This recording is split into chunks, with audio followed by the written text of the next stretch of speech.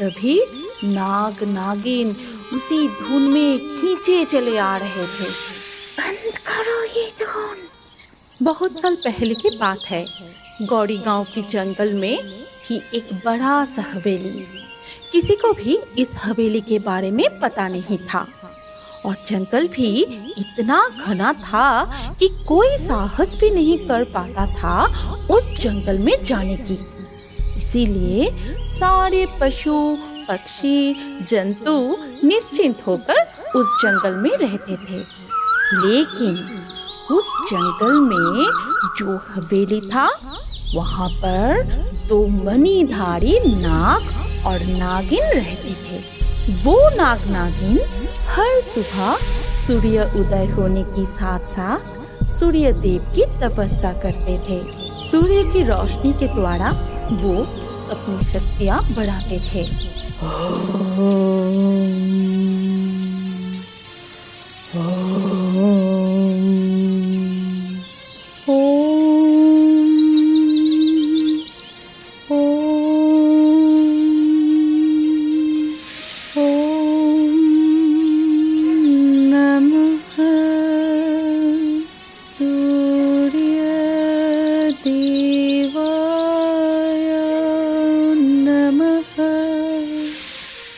उदय होने पर सारे पशु पक्षी खाना ढूंढने के लिए निकलते थे और उसी समय खेलते कूदते भी थे। एक दिन जब नाग नागिनी मिलकर सूर्य देव की तपस्या कर रहे थे, तभी थियो कौवा पेड़ पर बैठ के लगातार अपनी साथी को बुला रहा था और इसके कारण नाग नागिन की तपस्या में भंग हो रही थी। तभी नागिन गुस्से में अपनी जादुई शक्ति से थियो को एक पत्थर बना दिया। ठीक उसी वक्त ना जाने कहां से एक मेंढक आके नागराज के ऊपर चढ़ गया। तभी नागराज भी बहुत गुस्से में आके बोला, तेरी इतनी मजाल कि तू मेरे तपस्या में बाधा डाली। मैं अभी तुझे सबक सिखाता हूँ। फिर उसने मेंढक को भी अपनी शक्तियों से पत्थर बना दिया। ठीक उसी समय दुनिया कुछ फल लेके जा रही थी। वो मेंढक और थियो कौवा को पत्थर बनते देख के चौंक गई और उसकी मुंह से सारे फल गिर गया। अरे बाप रे, ये क्या हो गया? दुनिया के मुंह से फल गिरा तो गिरा नागराज और नागिन के बिल्कुल सामने। तभी आज हमारी तपस्या में इतनी बाधा क्यों आ रही है? अब इस दुनिया को भी सबक सिखाना पड़ेगा। नहीं नहीं, मुझे छोड़ दीजिए, मेरे बच्चे भूखे हैं। मैंने आप दोनों को देख नहीं पाई। मेंढक को पत्थर बनते देख के डर गई थी और मेरे फल गिर गए। ठीक उसी समय एक शिकारी दुनिया का शिकार करने के लिए धनुक उठा रहा था, जो पहले से ही सारस और शालिक का शिकार कर चुका था। अरे और एक पंछी, इसका भी शिकार करता हूँ। ये इंसान कहाँ से आ गया? अरे ये तो दुनिया को मारना चाहता है। शिकारी को देखते ही नागिन ने उसे डस लिया और वो शिकारी मर गया। अरे बाप रे, नागिन ने काट लिया। आप कितने अच्छे हैं, आपने मेरी जान बचाई। मैं हमेशा आप दोनों की आभारी रहूंगी और मैं हमेशा आप दोनों के ध्यान भी रखूंगी। ये कह के दुनिया वहाँ से चली जाती है। लेकिन फिर एक दिन उसी जंगल में 2 तांत्रिक तपस्या करने आते हैं। तभी उन दोनों तांत्रिक को एक रोशनी दिखाई देते हैं। भैरव, तुझे कोई रोशनी दिखाई दे रहा है क्या? हाँ भैरव, दिखाई दे रहा है, लेकिन इतनी रात को इस जंगल में ये रोशनी कुछ अजीब सा नहीं है?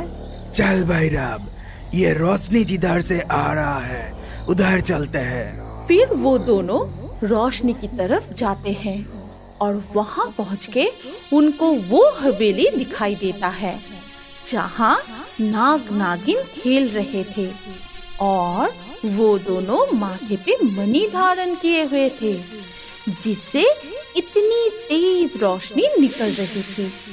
नाग नागिन को देखते ही गैरव कहता है, अगर ये मणि हमें मिल जाए तो हम दुनिया के सबसे शक्तिशाली तांत्रिक बन जाएंगे और बहुत अमीर बन जाएंगे। अभी इनको छोड़ देते हैं, लेकिन दिन के उजाले में इनके शक्तियाँ कम हो जाते हैं, तभी इन दोनों को बंदी बनाना होगा। ठीक है, तो चलो अब चले। फिर पूरी रात भैरव और गैरव तांत्रिक आग जला के पूजा पाठ करते रहे और सुबह होते ही दोनों तांत्रिक मिलकर बीन बजाना शुरू कर देते हैं। तभी नाग नागिन उसी धुन में खींचे चले आ रहे थे। बंद करो ये धुन, मेरा सिर दर्द से फट रहा है। मैं और सहन नहीं कर पा रहा हूँ, मुझे बहुत कष्ट हो रहा है। ठीक है, बीन बजाना बंद करता हूँ, लेकिन पहले बोलो वो मणि कहाँ है? हमें वो मणि दे दो, नहीं तो तुम दोनों को हम बंदी बना लेंगे। नहीं, वो मणि हम कैसे दे सकते हैं? मणि तो हमारा जीवन है, हमारा शक्ति है। मणि बिना हम मर जाएंगे। ठीक है, जब तक तुम हमें मणि नहीं दे देते हम बीन बजाना बंद नहीं करेंगे और तुम दोनों को हमेशा के लिए बंदी बना के रखेंगे। ये कह के फिर से दोनों बीन बजाना शुरू करते हैं और नाग नागिनी तड़पते रहते हैं। ये सब कुछ टुनिया पेड़ पर बैठी देख रही थी। फिर टुनिया वहाँ से जंगल में पंछियों के झुंड की तरफ चली गई। वहाँ जाके टुनिया सबको पूरी घटना बताई और चील, बाज, तोता से मदद मांगी। फिर वो चारों मिलके तांत्रिकों के पास जाते हैं और तांत्रिकों के पास पहुंचते ही बाज भैरव के बीन छीन लेता है और चील गैरव के बीन छीन लेता है। फिर टुनिया और तोता मिलकर तांत्रिकों ने जो आग पूजा करने के लिए जलाई थी उस आग को लेकर तांत्रिकों के ऊपर फेंक देता है। दोनों तांत्रिक ही बुरी तरह जल जाते हैं। आग की जलन से दोनों वहाँ से भाग जाते हैं। इसके बाद नाग कहता है, तुम सब मिलके हमारे जान बचाए, तुम सबका बहुत बहुत शुक्रिया। आज तुम सब ना होते तो हम सच में मर जाते और हमारा मणि भी छीन जाता। आज हम तुम्हें कुछ देना चाहते हैं, तुम सबको जो मांगना है आज मांग लो। नागराज, अब सिर्फ थियो कौवा और मेंढक को पत्थर से आजाद कर दीजिए, वो भी हमारे साथी है। हाँ नागराज, उनको क्षमा कर दीजिए, वो फिर से कभी ऐसा नहीं करेगा। हम सब मिलके उनको समझा देंगे और हम भी सतर्क हो जाएंगे ताकि आप दोनों के तपस्या में कोई बाधा ना आए। ठीक है।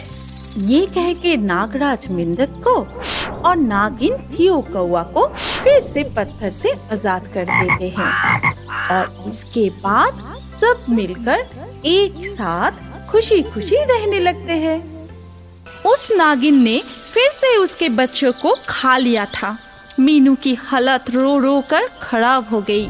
मथुरा की एक छोटी सी गांव चिंतामणि में एक बड़ा सा जंगल था जिसमें एक नीम का पेड़ था। उस पेड़ में मीनू नाम की एक चिड़िया अपने घोंसले में खुशी से रहती थी। मीनू ने कुछ हफ्ते पहले अंडे दिए थे और उसने अपने घोंसले में अंडों को संभाल कर रखा था। सब ठीक चल रहा था और मीनू के अंडे बस कुछ ही दिनों में फूटने वाले थे। मीनू बहुत खुश थी और अपने बच्चे के लिए बहुत सारे खाना इकट्ठा करने में व्यस्त थी। मेरे बच्चे बस कुछ ही दिनों में आने वाले हैं। उनके लिए मुझे इतना खाना लाना पड़ेगा कि मैं उनके अच्छे से देखभाल कर पाऊँ। ये कहते ही मीनू अपने बच्चे के लिए और खाना ढूंढने चली गई। उस दिन दोपहर को जब मीनू खाना लेकर घोंसले में लौटी तो उसके होश ही उड़ गई। उसके अंडों का कोई आता पता नहीं था। अरे मेरे बच्चे कहाँ गए? मीनू बहुत घबरा गई और पेड़ के आगे पीछे हर जगह अपने अंडों को ढूंढती रही। ढूंढते ढूंढते उसे पेड़ के नीचे अपने अंडों के छिलके गिरे हुए दिखे।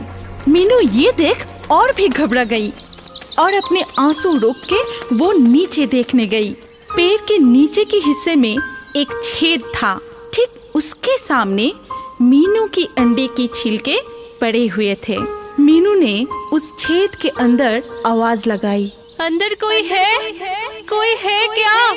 अंदर से कोई आवाज नहीं आया, पर कुछ ही देर बाद अंदर से एक नागिन बाहर आई। क्या बात है? क्यों चिल्ला रही हो? तुमने मेरे अंडे को खा? हाँ, मैंने खाए तुम्हारे अंडे। बहुत स्वादिष्ट थे। तुम्हारी इतनी हिम्मत, तुमने मेरे बच्चे को खा लिया? ये कहते ही मीनू रो पड़ी। मैंने तुम्हारा क्या बिगाड़ा था? कुछ नहीं, मुझे बस बहुत भूख लगी थी। तुम मेरे पेड़ पे क्यों आई?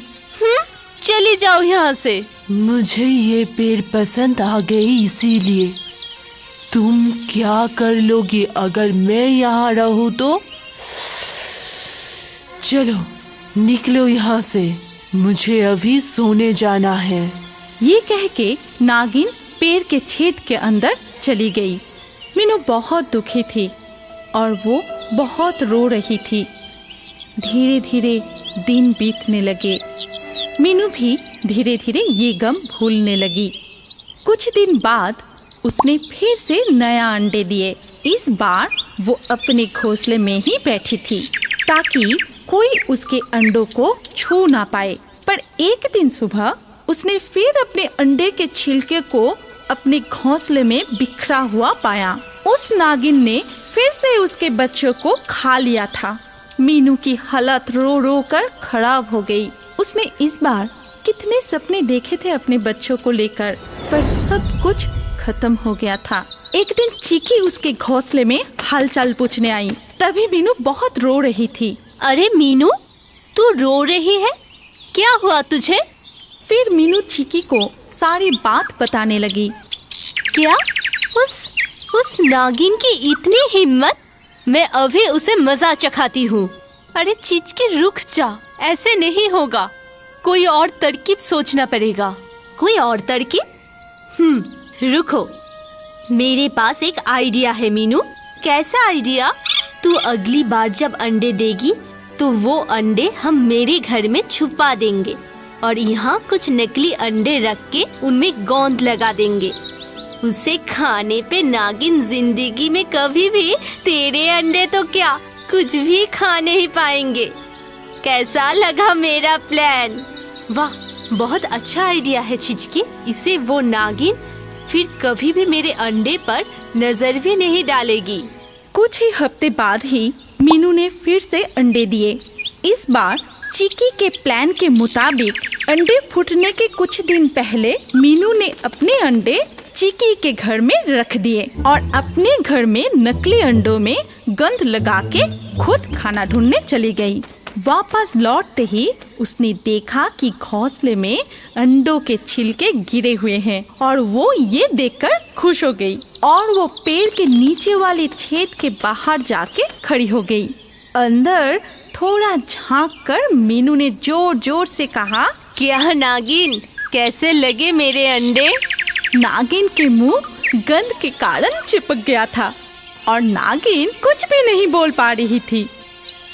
अब मजा आया ना? आइंदा कभी मेरे अंडों की तरफ देखना भी नहीं। तुमने मेरे बच्चों को खाया है, उसके आगे ये सजा तो कुछ भी नहीं। अब तुम भुगतो। ये कहते ही नागिन को उसके हाल पर छोड़ के मीनू चिकी के घर में चली गई। वहाँ पहुँचते ही मीनू ने चिकी का शुक्रिया अदा किया। छिचकी, तेरा ये एहसान मैं जिंदगी में कभी नहीं भूलूंगी। तेरा बहुत बहुत शुक्रिया। अरे मीनू, दोस्त होते किस लिए है? कोई शुक्रिया वुक्रिया की जरूरत नहीं है।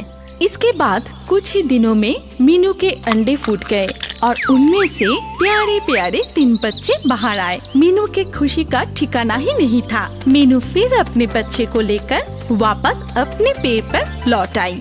वहाँ आते ही उसने देखा कि नागिन नीचे लेटी हुई है और हिल नहीं रही है। मीनू अपने बच्चे को घोंसले में रखकर नीचे देखने गई कि बात क्या है। क्या हुआ नागिन? मीनू की आवाज सुनते ही नागिन थोड़ा सा हिल उठी। फिर नागिन के आंखों में आंसू आ गई और वो रो पड़ी। नागिन को अब तक अपने पापों का सजा मिल चुका था और उसको अपनी गलती का एहसास भी हो गया था। उसे बुरी तरह रोते देख मीनू को बिल्कुल भी अच्छा नहीं लगा। नागिन कितनी भी बुरी ना हो, मीनू किसी को दर्द में छोड़ नहीं सकती थी। उसने नागिन से पूछा, तुम्हें अपनी गलतियों का एहसास हो गया है ना? नागिन ने अपने सिर हाँ में हिलाया। ठीक है, मैं तुम्हारी मदद करती हूँ, लेकिन एक शर्त पे। नागिन ने इस बात पर भी अपने सिर हाँ में हिलाया। मेरा शर्त ये है कि आज के बाद तुम किसी की भी जान नहीं लोगे, किसी के भी अंडे और उनके बच्चों को कभी भी किसी तरह से चोट नहीं पहुँचाओगे। क्या तुम वादा करती हो? नागिन इस पर भी राजी हो गई और फिर से रोने लगी। अपना वादा याद रखना, इसे तोड़ना मत। फिर मीनू चिकी के घर की तरफ उड़ गई। वहाँ पहुँचते ही मीनू ने चिकी को नागिन की बुरी हालात के बारे में बताया। छिचकी, हमें नागिन की मदद करना चाहिए। उसको मैंने शर्त दिया है कि वो मेरे तो क्या, किसी के भी अंडे नहीं खाएंगे। तुम बहुत ज्यादा ही अच्छी हो।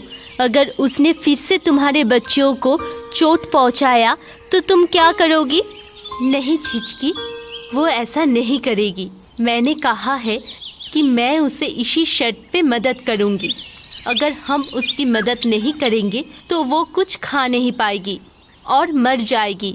मैं किसी को मारना नहीं चाहती। अच्छा ठीक है, मैं कोई तरकीब ढूंढती हूँ। तुम अपने बच्चों के पास जाओ। मीनू अपने घर लौट आई और दूसरी तरफ चिकी गोंद को हटाने के लिए कोई तरकीब की खोज में जंगल में घूमती रही। आखिर में उसे एक बूढ़ा कौवा मिला जो इस जंगल को बहुत अच्छे से जानते थे। चिकी ने सोचा कि उनके पास कोई ना कोई तरकीब जरूर होगा और उसने उनको पूरी बात बताई। अच्छा, तो ऐसी बात है? क्या आपको कोई तरीका पता है इसको ठीक करने का? हाँ तो, पर इसके लिए तुम्हें मुझे वादा करना पड़ेगा कि तुम ये बात किसी को नहीं बताओगे। नहीं नहीं, मैं क्यों किसी को बताऊंगी? मुझे तो बस अपने दोस्त की मदद करनी है। ठीक है, तो सुनो। जंगल के उस पार चमत्कारी जड़ी बूटी के कई पौधे हैं। ये बात किसी को नहीं पता। उनके पत्ते कुछ भी ठीक कर सकते हैं। क्या सच में? हाँ, पर किसी को बताना नहीं। वो जड़ी बूटियाँ छिपे हुए हैं और उनके सिर्फ 4 ही पत्तियाँ होती है। मैं तुम्हें सिर्फ इतना ही बता सकता हूँ, बाकी तुम्हें खुद ही ढूंढना पड़ेगा। ठीक है, आपका बहुत बहुत शुक्रिया। चिकी फिर जंगल में उड़ गई और जड़ी बूटियाँ ढूंढने लगी। घंटे बीत गए थे। वो बहुत थक गई थी और शाम भी होने वाली थी। तभी उसको नीचे बहुत सारे छोटे पौधा नजर आए और उनमें सिर्फ 4 ही पत्ते थे। अरे, मिल गई जड़ी बूटी। चिकी ने एक पत्ती तोड़ ली और जितनी जल्दी हो सके उतनी जल्दी मीनू के घर चली गई। अरे छिचकी, कहाँ रह गई थी तू? मुझे कितनी चिंता हो रही थी पता है? अरे मैं बिल्कुल ठीक हूँ। चल अब नागिन के पास। मुझे गोंद हटाने का टोड मिल गया। सच में? अच्छा चल। फिर वो दोनों नागिन के पास चला गया और चिकी ने नागिन के मुंह में जड़ी बूटी के पत्ते का लेप लगा दिया और सच में ही नागिन के मुंह से गोंद हट जाने लगा। कुछ ही देर में उसके मुंह से पूरा गंध हट गया। तुम्हारा बहुत बहुत शुक्रिया दोस्त। तुम नहीं होते तो शायद मैं जिंदा ही नहीं रह पाती। मुझे माफ करना और तुम्हारे शर्त के मुताबिक मैं अपना वादा जिंदगी भर निभाऊंगी और किसी को भी चोट नहीं पहुंचाऊंगी। ये हुई ना बात। इसके बाद से नागिन ने सच में अपना वादा निभाया और वो सबके साथ में हंसी खुशी जिंदगी बिताने लगी। हमारी कहानी यहाँ पर खत्म होती है। अगर आपको ये कहानी पसंद आई तो इस वीडियो पे लाइक जरूर करना। अगर आपके पास कोई पसंदीदा कहानी हो तो कमेंट करके बताएं। सबसे अच्छा कहानी चुन के हम ऐसे ही कार्टून बनाएंगे। और अभी हमारे अगले वीडियो देखने के लिए स्क्रीन के ऊपर इस वीडियो पर क्लिक कीजिए और रियो बर्ड्स के और भी वीडियो देखते रहिए।